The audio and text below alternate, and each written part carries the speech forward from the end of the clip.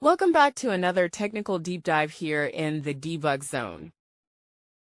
Today we're tackling a big question and breaking it down with insights from other users.